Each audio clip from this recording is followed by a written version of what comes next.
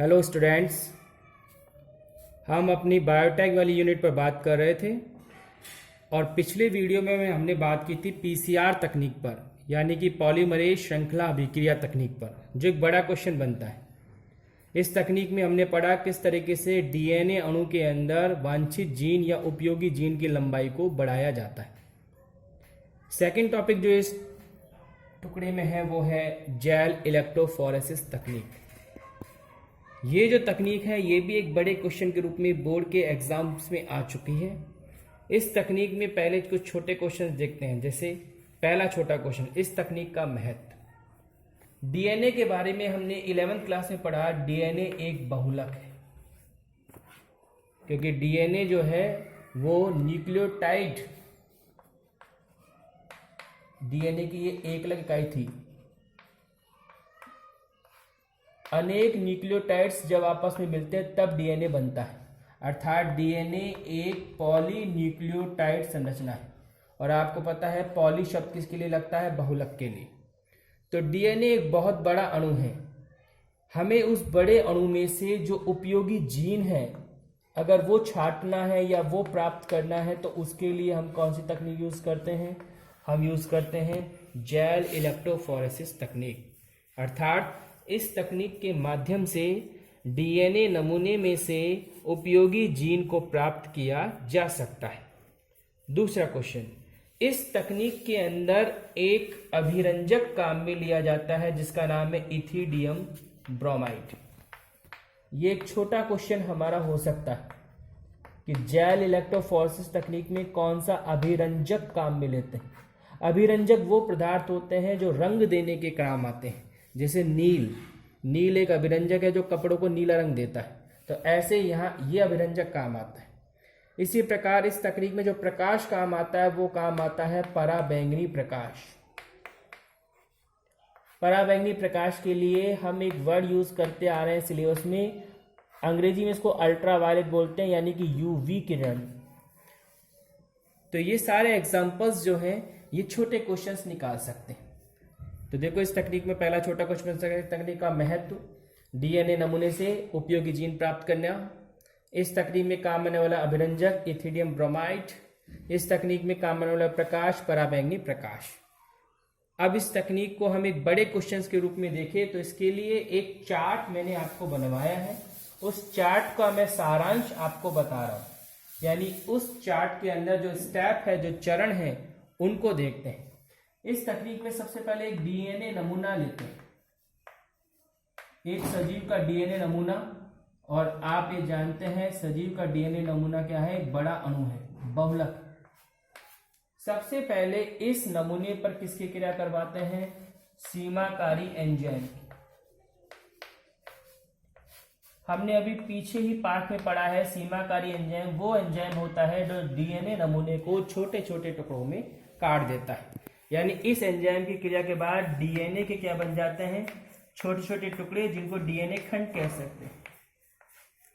तो हमें डीएनए के छोटे छोटे खंड प्राप्त हो जाएंगे। फिर इन खंडों को हम करेंगे अभिरंजित। अभिरंजित का मतलब इनको हम कलर देंगे, और कलर देने के लिए अभी आपको बताया था कौन सा अभिरंजक यूज करेंगे? Ethidium bromide.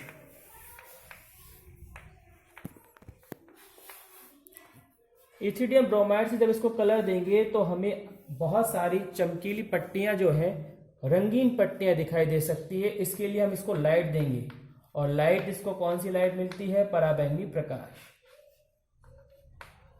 तो जब पराबैंगनी प्रकाश हम इन डीएनए पट्टियों पर डालेंगे तो डीएनए पट्टियां जो है वो अलग अलग लंबाई की प्राप्त होंगी।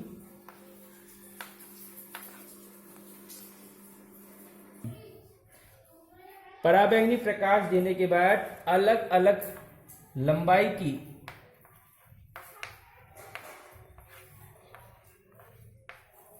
चमकीली पट्टियां मिलती हैं।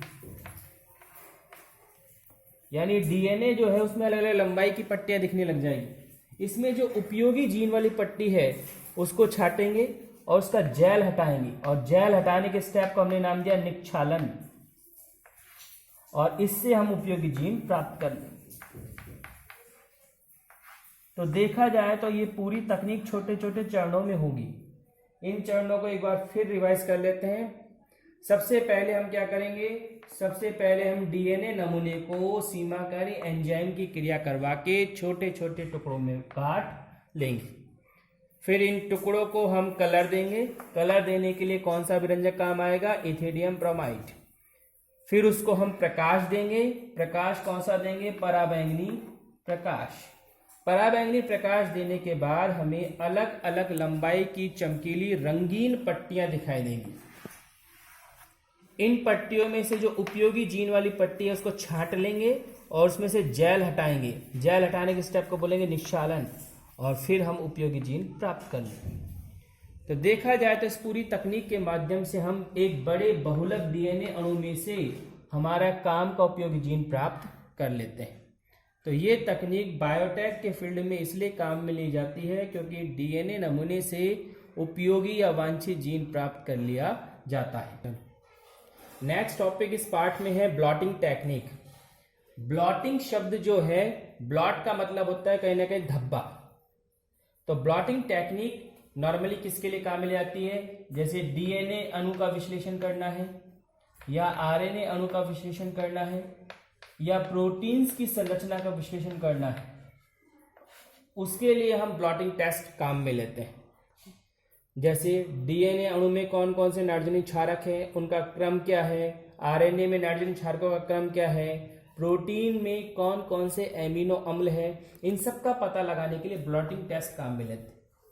इसके लिए मैंने कुछ छोटे छोटे क्वेश्चन तैयार किए। तो छोटे क्वेश्चन देखिए, जैसे सर्दन ब्लॉटिंग, एक शब्द हमने ये बनाया है, एक शब्द बनाया है नॉर्दर्न ब्लॉटिंग, और एक शब्द बनाया है वेस्टर्न ब्लॉटिंग। तो छोटे छोटे क्वेश्चन हो सकते हैं। डीएनए खंडों का विश्लेषण करने के लिए कौन सी टेक्निक यूज करते हैं, सर्दन ब्लॉटिंग। आरएनए खंडों का विश्लेषण करने के लिए कौन सी टेक्निक यूज करते हैं, नॉर्दर्न ब्लॉटिंग। और प्रोटीन्स की टेक्निक यूज करने के लिए कौन सा, वेस्टर्न ब्लॉटिंग। तो यहाँ छोटे क्वेश्चन बन सकते हैं, ये सर्दन ब्लॉटिंग क्या है, नॉर्दर्न ब्लॉटिंग क्या है, वेस्टर्न ब्लॉटिंग क्या है। तो यहाँ से आप जिक्र कर सकते हैं, जैसे आपसे पूछ लिया सर्दन ब्लॉटिंग क्या है। सर्दन ब्लॉटिंग वह तकनीक है जहाँ डीएनए खंडों का विश्लेषण किया जाता है। तो ये अपना एक छोटा क्वेश्चन निकल सकता है इसके अंदर। अगर इसी सवाल को हम 2 नंबर के लिए तैयार करें तो ब्लॉटिंग तकनीक जो है उस तकनीक पर आपका सवाल बन सकता है कि कैसे इस पर कार्य होता है। ब्लॉटिंग टेक्निक में हमने जो मेन पढ़ा है वो सर्दन ब्लॉटिंग टेक्निक पढ़ा है, जहाँ पर डीएनए नमूना जो है उस नमूने का विश्लेषण करते हैं, जिस क्रियाविधि को भी मैंने आपको चार्ट के माध्यम से बताया है। तो उस चार्ट को समझ लीजिए। सबसे पहले हम डीएनए नमूना लेंगे, फिर इस डीएनए नमूने पर फिर वही हम किसकी क्रिया करवाएंगे, सीमाकारी एंजाइम। ये एंजाइम डीएनए नमूने को क्या कर देगा, काट देगा, और हमारे पास डीएनए के क्या बन जाएंगे, छोटे छोटे टुकड़े, जिन्हें डीएनए खंड नाम दिया। तो ये स्टेप तो पिछला जैसा सेम है। डीएनए के नमूने को एंजाइम की मदद से छोटे छोटे टुकड़ों में तोड़ा। इन टुकड़ों को हम ले जाएंगे कहाँ, इन टुकड़ों को ले जाएंगे नाइट्रोसेलुलोज के फिल्टर पेपर पर। ये तुम्हारे लिए एक नया टॉपिक है, नाइट्रोसेलुलोज फिल्टर पेपर।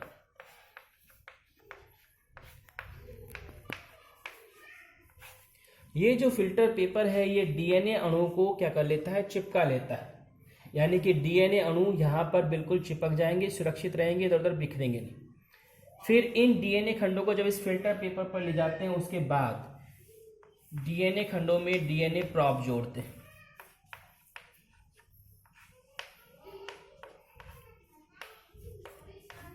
प्रॉब पर हम पहले भी बात की है डीएनए फिंगरप्रिंटिंग तकनीक के अंदर। प्रॉब जो होते हैं वो रेडियो एक्टिव डीएनए खंड होते हैं, और इनसे जोड़ के हम संकर डीएनए बनाते हैं, और फिर उसकी करते हैं रेडियोग्राफी।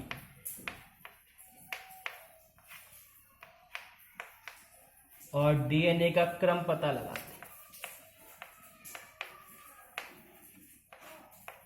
तो डीएनए अणु का विश्लेषण करने वाली तकनीक यानी सर्दन ब्लॉटिंग में इस तरीके से कार्य होता है। कि इस टेक्निक के अंदर हम डीएनए नमूने को सबसे पहले इन एंजाइमों की मदद से तोड़ लेते हैं, उसके बाद उसे फिल्टर पेपर पर ले जाके उस पर प्रॉब जोड़ते हैं। प्रॉब में रेडियो एक्टिव का गुण पाया जाता है। तो अब कौन से डीएनए बन जाएंगे? संकर डीएनए। और उस डीएनए की करते हैं रेडियोग्राफी। रेडियोग्राफी का मतलब उस डीएनए में उपस्थित जो रेडियो एक्टिव पदार्थ है उनका विश्लेषण करते हैं, जिससे डीएनए का क्रम पता चलता है और इस क्रम की मदद से डीएनए का विश्लेषण किया जाता है। अगर आपको याद हो तो यही पूरी तकनीक डीएनए फिंगरप्रिंट में भी काम आती है और इस पार्ट का चौथा टॉपिक डीएनए फिंगरप्रिंट ही है,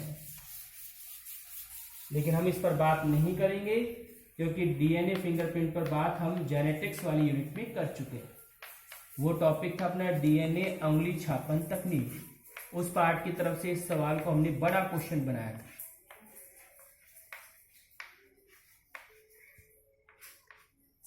डीएनए अंगुली छापन तकनीक जिसके बारे में हमने पढ़ा, डीएनए नमूने के अंदर अगर हमें किसी सजीव की पहचान करनी है, पैतृकता का कोई विवाद हल करना है, तो वहाँ इस तकनीक को यूज करते हैं।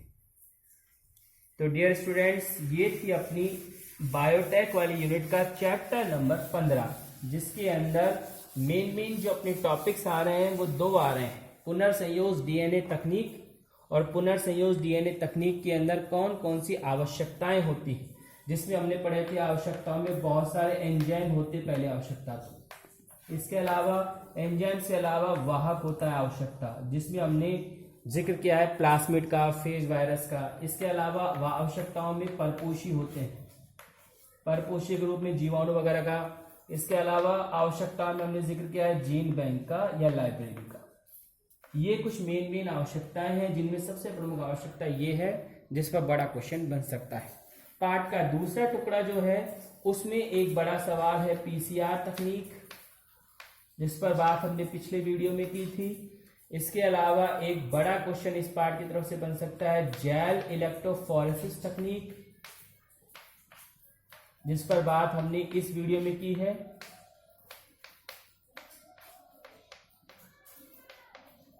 इसके अलावा एक टुकड़ा बन सकता है ब्लॉटिंग तकनीक और एक टुकड़ा ये भी बन सकता है डीएनए अंगुली छापन तकनीक।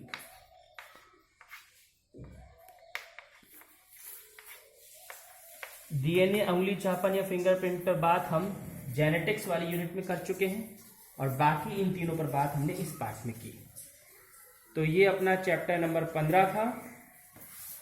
अब जीव विज्ञान के जो भी वीडियोस हैं वो वीडियोस आपको YouTube चैनल पर मिल जाएंगे, तो आप YouTube चैनल को सब्सक्राइब कीजिए। आगे जो भी वीडियो होंगे YouTube चैनल पर डाले जाएंगे। महेंद्र सिंह बायो, इस चैनल को सब्सक्राइब कीजिए आप। आगे के सारे वीडियो इस चैनल पर डाले जाएंगे। व्हाट्सएप ग्रुप के अंदर आपको वीडियोस नहीं डाले जाएंगे, आप इन्हें यूट्यूब के चैनल पर जाकर वहां से वीडियो देखेंगे। तो नेक्स्ट हम बात करेंगे फिर चैप्टर नंबर 16 पर। धन्यवाद।